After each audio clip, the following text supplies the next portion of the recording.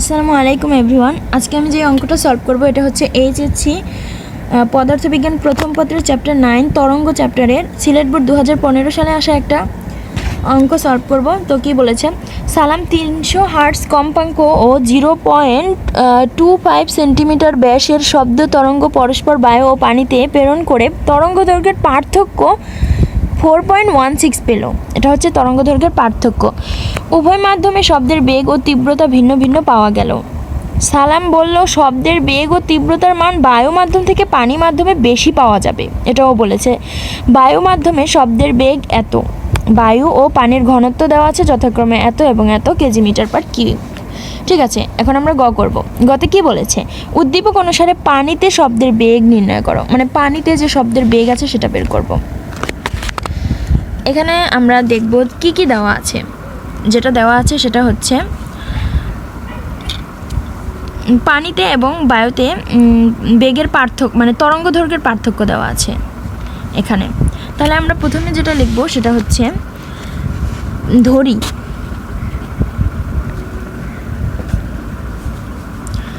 পানি মাধ্যমে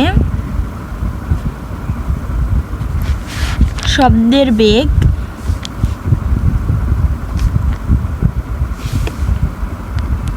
ভি, আচ্ছা আমরা ভিকে ডাব্লিউ দিয়ে মানে ইন্টিগ্রেট করব, কারণ এখানে ডাব্লিউ দ্বারা পানিকে বোঝানো হচ্ছে, মানে পানি মাধ্যমে শব্দের বেগ এত। আবার উদ্দীপকে কিন্তু দেওয়া আছে শব্দের কম্পাঙ্ক, দেখুন শব্দের কম্পাঙ্ক দেওয়া আছে উদ্দীপকে, এই যে এত কম্পাঙ্ক, এটা হচ্ছে শব্দের কম্পাঙ্ক। এটা আমরা এখানে লিখে নেব শব্দের কম্পাঙ্ক।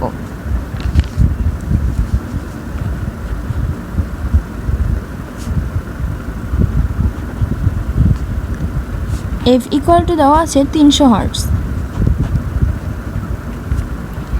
আমাদের চেয়েছে হচ্ছে শব্দের বেগ পানিতে কত, পানিতে শব্দের বেগ কত এটা চেয়েছে। এটা বের করার জন্য আমরা লিখব প্রশ্ন মতে, দেখুন প্রশ্নে কিন্তু একটা ডেটা দেওয়া আছে, সেটা হচ্ছে তরঙ্গ দৈর্ঘ্যের পার্থক্য, মানে পানিতে এবং বায়ুতে যে তরঙ্গ দৈর্ঘ্য আছে সেটার পার্থক্য এত। তাহলে পানিতে তরঙ্গ দৈর্ঘ্য যদি ডাব্লিউ, মানে তরঙ্গ দৈর্ঘ্যকে আমরা হচ্ছে এটা দিয়ে প্রকাশ করি ল্যামডা দিয়ে, তো পানিতে তরঙ্গ দৈর্ঘ্য মাইনাস বায়ুতে তরঙ্গ দৈর্ঘ্যকে যদি এ দিয়ে প্রকাশ করি, এই দুইটার পার্থক্য দেওয়া আছে কত, 4.16 হচ্ছে পার্থক্য দেওয়া আছে। আমরা কি জানি, V is equal two F lambda. এখন আমরা যদি ল্যামডা বের করতে যাই তাহলে আমরা লিখব ভি ডিভাইডেড বাই এফ। তাহলে এই ল্যামডার পরিবর্তে আমরা লিখব ভি ডিভাইডেড বাই এফ। এখানে ভি মানে কি, এ ডাব্লিউ, এটা দিয়ে দিতে হবে, এফ দেব না কারণ এটা শব্দ দুই ক্ষেত্রে সমান। আর এখানে V A divided by F is equal to 4.16। দেখুন তো এটার মান কি আমরা জানি না, জানি না এটার মান, এটার মানই তো বের করব, কিন্তু এইটার মান কিন্তু আমরা জানি, মানে পানিতে বেগ এটা কিন্তু দেওয়া আছে প্রশ্নে। দেখুন পানিতে বেগ দেওয়া আছে হচ্ছে 352 মিটার পার সেকেন্ড। বলেছে পানি বায়ু মাধ্যমে শব্দের বেগ এত, বায়ু মাধ্যমে মানে পানিরটা বের করব। তো এখানে লিখব যে এখানে ভি অফ এ মানে বায়ু মাধ্যমে কত দেওয়া আছে, 352 মিটার পার সেকেন্ড, এটা কিন্তু দেওয়া আছে। তো এটা এখানে বসিয়ে দেব। বসানোর আগে আমরা ছোটোখাটো একটা ক্যালকুলেশন করে নিই, মানে একটু ছোট করার চেষ্টা করি। এটা কমন নিয়ে নিলাম এখানে এটাতে, আর এখানে এটা থাকবে, এটা কমন নিয়েছে। এই ক্যালকুলেশনটা আশা করি বুঝতে পেরেছেন। দেখুন এখন কি করা যায়, এখন হচ্ছে আমরা তো বের করব হচ্ছে ডাব্লিউ, মানে এই যে পানিতে বেগ বের করব। তাহলে এটাকে এই পাশে রেখে দেই, দেখতে পাচ্ছ এখানে এটাকে এই পাশে রেখে দেওয়ার পর এটা এখানে ভাগাকার আছে, ওই পাশে যে গুণ হয়ে যাবে 1.6 এর সাথে এফটা গুণ হয়ে যাবে। এফের মান কিন্তু আমরা জানি, এই যে 300 hertz. So W V minus V A, এটাকে 4.16 গুণ 300 করব, দেখো কত হয়, 4.16 ইন্টু 300 আমরা পাই 1248। আচ্ছা 1248 হয়েছে, আর এখান থেকে আমরা যেটা পাই সেটা হচ্ছে আমাদের এটা বের করতে হবে। তো এটাকে এখানে রেখে দেবো, অ্যান্ড এটা বিয়োগ আছে ওই পাশে যা যোগ হয়ে যাবে 1248 প্লাস ভি এ, মানে আমরা সরাসরি এর মানটা বসিয়ে দেবো। এই মানটা কত, ভি এ কত, এই যে ভি এ হচ্ছে 352 হয়ে গেছে। এই দুটো এখন যোগ করবো, মানে এটা প্লাস এটা 352 কত হয় 1600।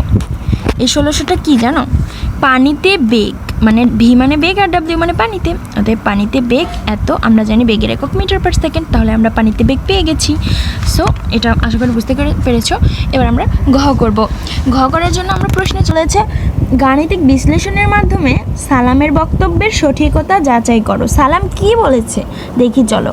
সালাম এখানে বলেছে যে, সালাম বলল শব্দের বেগ ও তীব্রতার মান বায়ু মাধ্যম থেকে পানি মাধ্যমে বেশি পাওয়া যাবে। কি বলেছে, শব্দের যে বেগটা আর তীব্রতার যে মান সেটা নাকি বায়ু মাধ্যম থেকে পানি মাধ্যমে বেশি।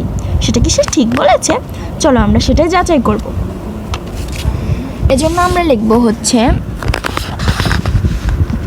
আমরা উদ্দীপক থেকে কি পেয়েছি, আমরা মার্জিনটা সম্পূর্ণ করে নিই। উদ্দীপক থেকে আমরা পেয়েছি যে বায়ু মাধ্যমে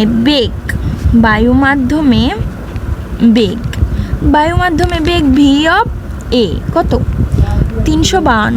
এটা কি আমরা বায়ু মাধ্যমে বেগ পেয়েছি 352। এই যে দেখো বায়ু মাধ্যমে শব্দের বেগ এত 352, এই যে 352।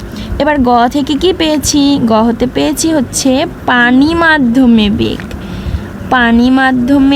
বেগ কত ভিডব্লিউটা কত পেয়েছি জানো 1600। এটা হচ্ছে পানি মাধ্যমে। দেখো তো এটা বেশি নাকি এটা বেশি, নিশ্চয়ই এটা বেশি, পানি মাধ্যমে বেশি। সালাম কিন্তু বলেছিল যে শব্দের বেগ পানি মাধ্যমে বেশি হবে, সো এটা ঠিকই বলেছিল যে V of W is greater than V of A, ও বড়।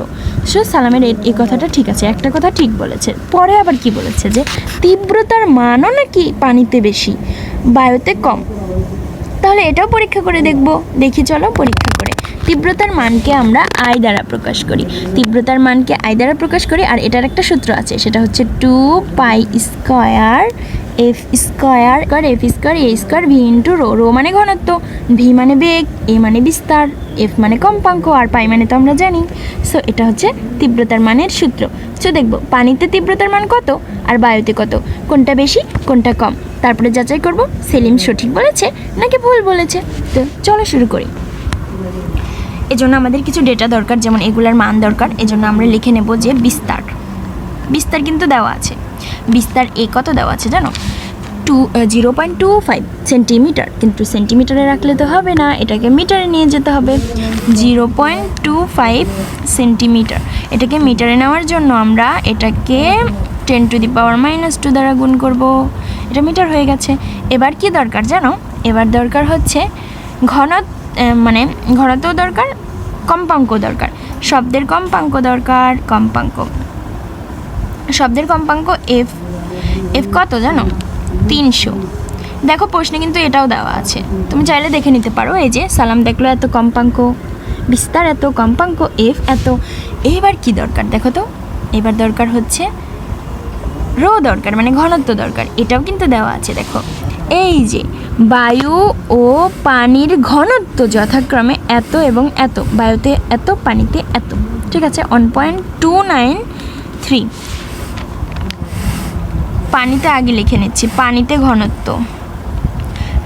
ঘনত্বকে ডব্লিউ দ্বারা প্রকাশ করলাম, এটা হচ্ছে 1000 কেজি মিটার পার কিউব। আর বায়ুতে হচ্ছে এটাকে এ দ্বারা প্রকাশ করলাম, এটা হচ্ছে 1.293।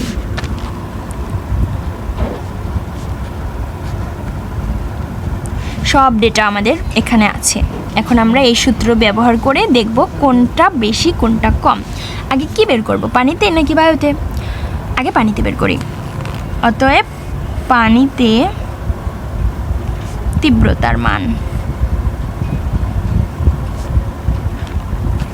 যেহেতু পানি, ডব্লিউ দ্বারা প্রকাশ করব 2 pi square F square A square V into rho of W, V of, মানে এইভাবে চিহ্নিত করতেছি যাতে বোঝা যায় এটা পানি। 2 ইন্টু পায়ের মান, এফ এর মান, এখানে গুণ সম্পর্ক, এটা তোমরা বুঝে নিবা। এরপর এর মান, দেখো ক্যালকুলেশনটা দেখতে একটু বড় হলেও এটা কিন্তু খুবই সহজ। আর ভি অফ ডাব্লিউ কত, 1600। এরপর কত, মানে পানিতে ঘনত্ব এই যে 1000। এই ক্যালকুলেশনটা আমরা ক্যালকুলেটরে করে নেব। দেখো ক্যালকুলেটরে করছি। 2 ইন্টু পাই স্কোয়ার ইন্টু কম্পাঙ্ক স্কোয়ার ইন্টু বিস্তার,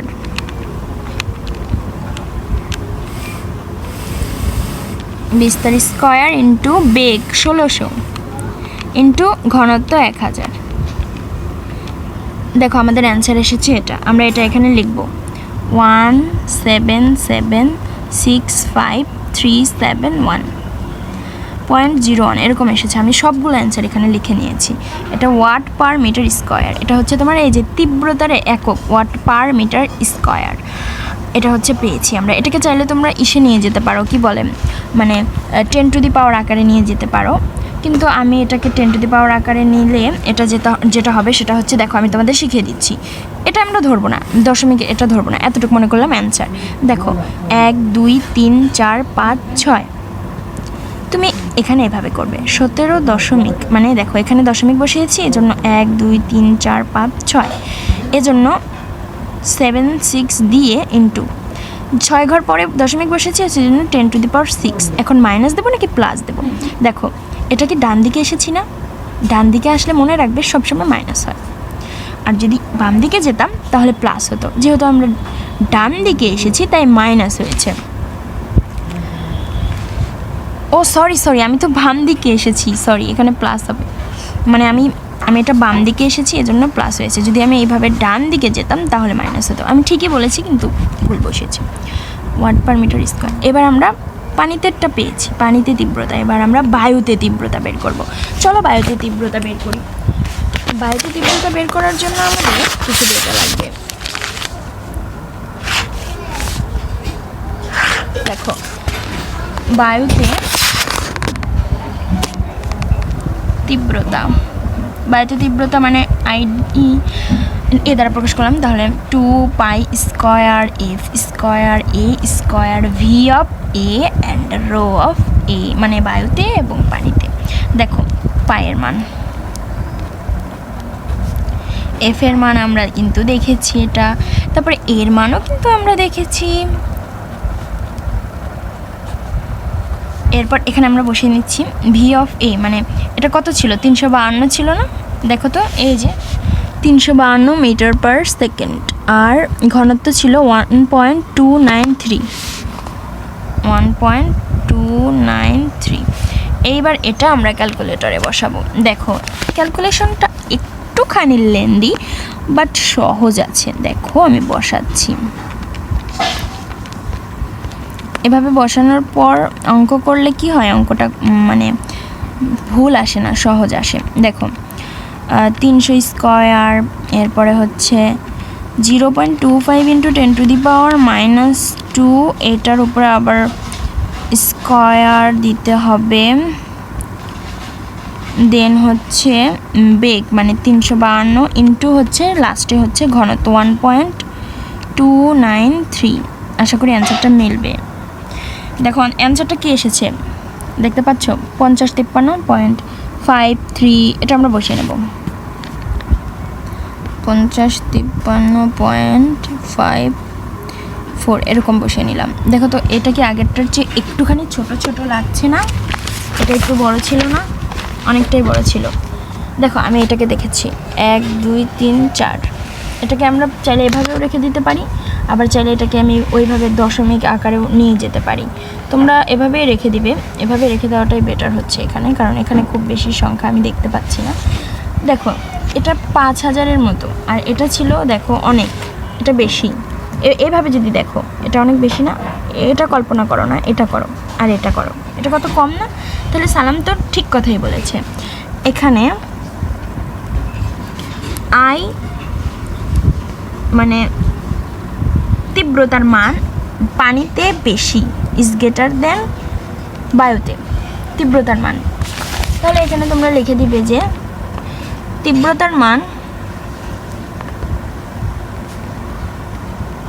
পানিতে বেশি এবং বায়ুতে কম। অতএব সালামের বক্তব্য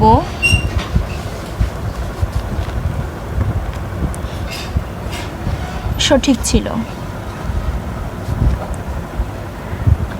অঙ্কটা আমি আরেকবার দেখিয়ে দিচ্ছি, দেখো। এই যে প্রথমে এগুলা বের করে, এগুলা লাগবে, তারপরে আয়ের মান বের করবা, দেখবা এটা বেশি নাকি পানিতে বেশি নাকি বায়ুতে বেশি।